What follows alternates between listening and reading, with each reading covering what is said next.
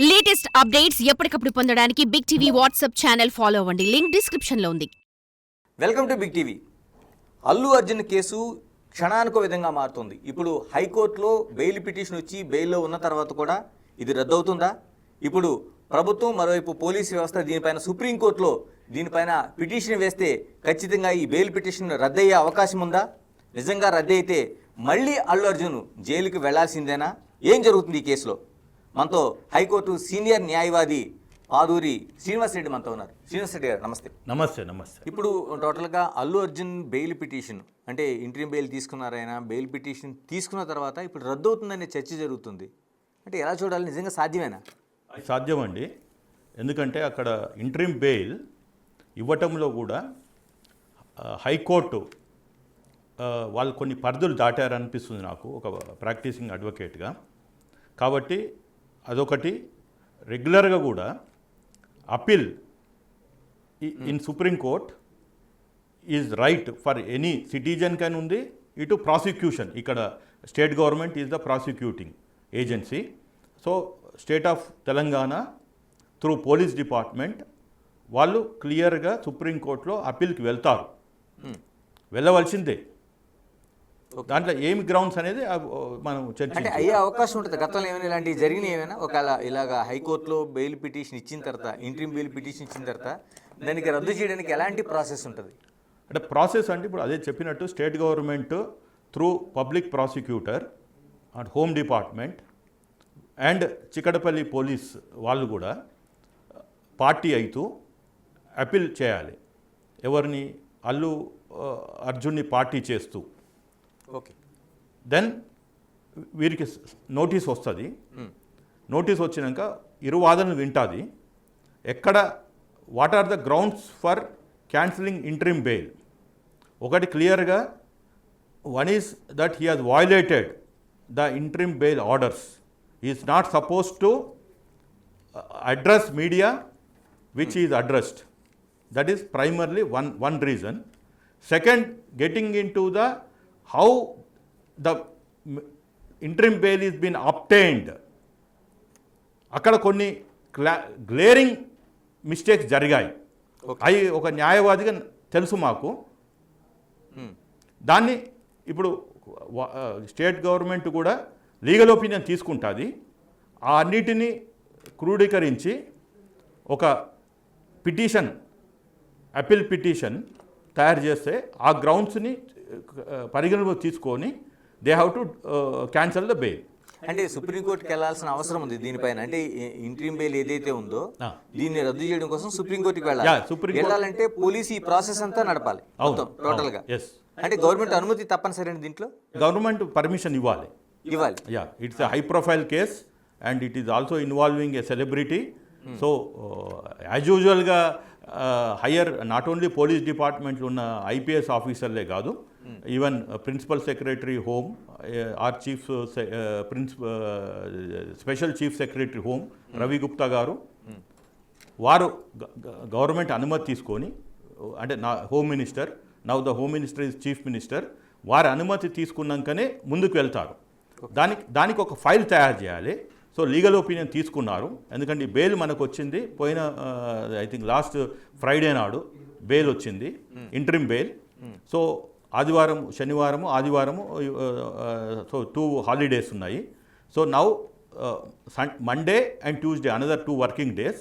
Probably నాకు తెలిసిన సమాచారం ప్రకారం అయితే another 24 hours to 48 hours they will go for supreme court for appealing to cancel this interim bail. అంటే కదండి, ఒక బెయిల్ రావాలంటే దానికి అన్ని గ్రౌండ్స్ చూపించాలి టోటల్గా. ఒక వ్యక్తికి బెయిల్ రావాలంటే అది ఇంట్రీమ్ బెయిల్ కావచ్చు, లేకపోతే మామూలు బెయిల్ కావచ్చు. ఇప్పుడు ఈ బెయిల్ని క్యాన్సిల్ చేయాలన్నా ఏదో గ్రౌండ్స్ ఉండాలి. ఆ గ్రౌండ్స్ లేకపోతే క్యాన్సిల్ చేయడానికి సుప్రీంకోర్టు కావచ్చు, ఎక్కడ కూడా ఆ బెంచ్ కావచ్చు, ఇది ఒప్పుకునే అవకాశం ఉండదు. ఎలాంటి గ్రౌండ్స్ చూపించే అవకాశం ఉంటుంది ఇప్పుడు? అంటే ఇప్పుడు చూడండి, ఇప్పుడు ఇక్కడ the case argued by senior advocate of the accused was on a wrong foundation first of all. అంటే ఎలాగంటారు? రాంగ్ ఫౌండేషన్ ఎలా వేశారంటారు? అంటే వాళ్ళు హైకోర్టులో క్వాజ్ పిటిషన్ మూవ్ చేశారు 11th December నాడు. ఓకే. మేము 12th నాడు ఇంప్లీడ్ అయ్యాము.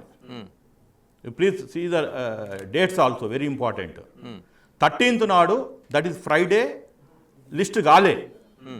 It was the quash petition is not listed. Okay. So probably Monday list అయ్యేది as far as high court is concern.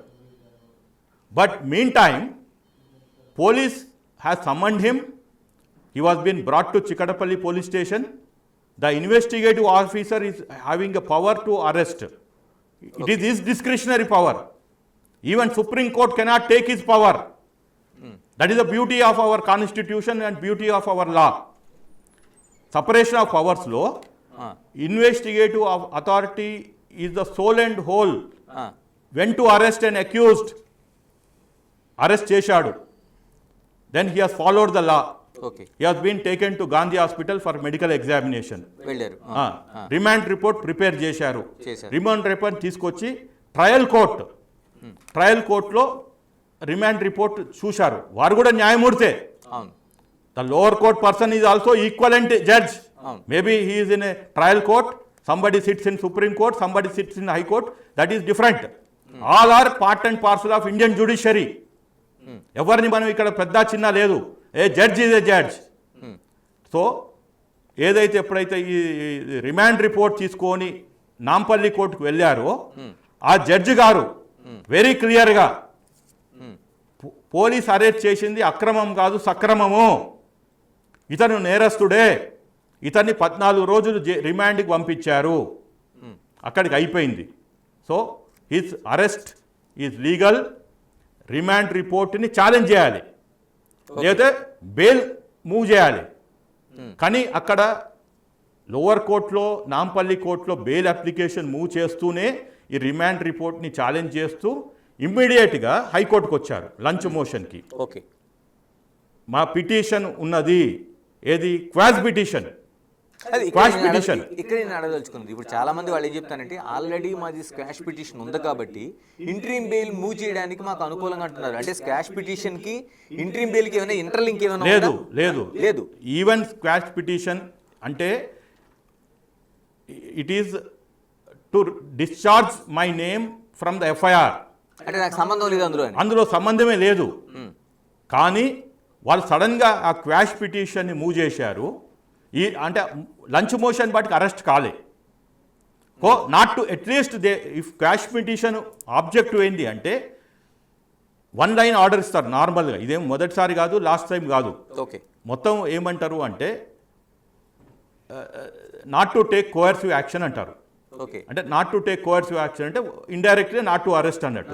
But even if the investigative officer can arrest also. Coercive అంటే వేరు, arrest not to arrest is a anticipatory bail.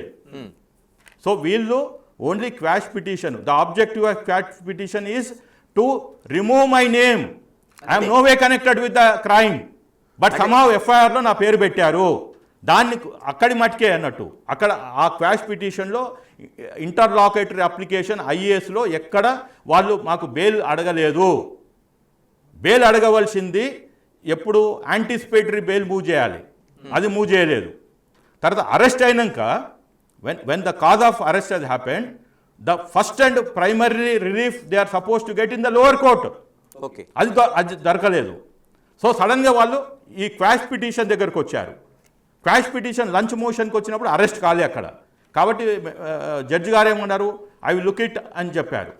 కానీ very అన్యూజువల్గా, rarest of రేర్గా after 4 o'clock, okay, again I'm saying it is the discretionary of the judge. Okay. But the court should also look into the larger interest of not just protecting an individual, but what happens about the trust and confidence in the society ane chaana mukyam. For more videos like this, subscribe Big TV channel.